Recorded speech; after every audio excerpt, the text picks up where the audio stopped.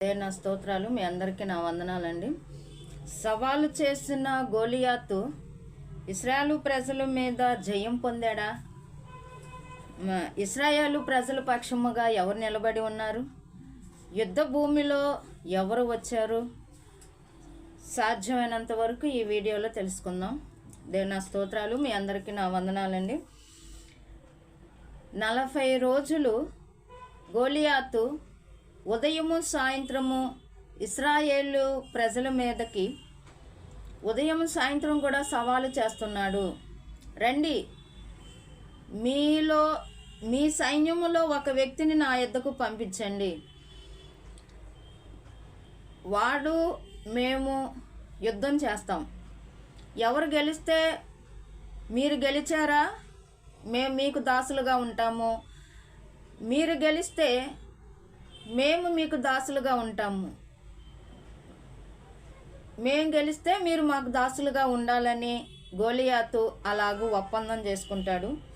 ఒప్పందం చేసుకున్న తర్వాత అలాగూ రండి, నా మీదకి ఎవడైనా నన్ను ఎదిరించగలిగిన వాడు ఎవడైనా ఉన్నాడా, రండి అని సవాలు విసురుతున్నాడు ఈ గోలియాతు.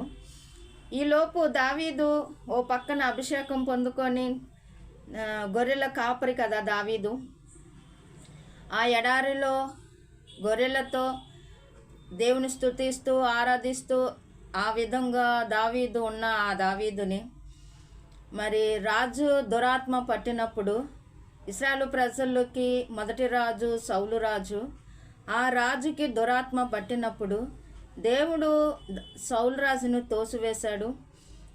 తనకిష్టమైన నమ్మకమైన వ్యక్తి ఈ దావీదు యుద్ధ భూమిలోనికి ఇశ్రాయేలు ప్రజల పక్షముగా ఎలాగూ వస్తున్నాడో ఈ వీడియోలో తెలుసుకుందాం.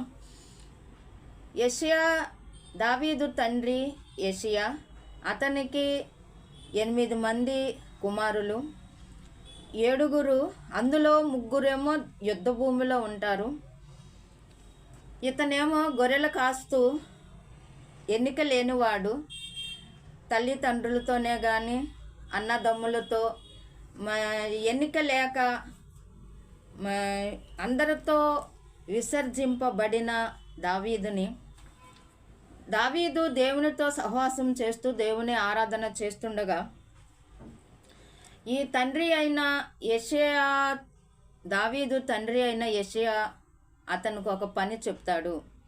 అది ఏమిటంటే, యుద్ధ భూమిలోనికి దేవుడు ఎలాగూ ప్రవేశపెడుతున్నాడో చూడండి. మొదటి సమూయేలు గ్రంథం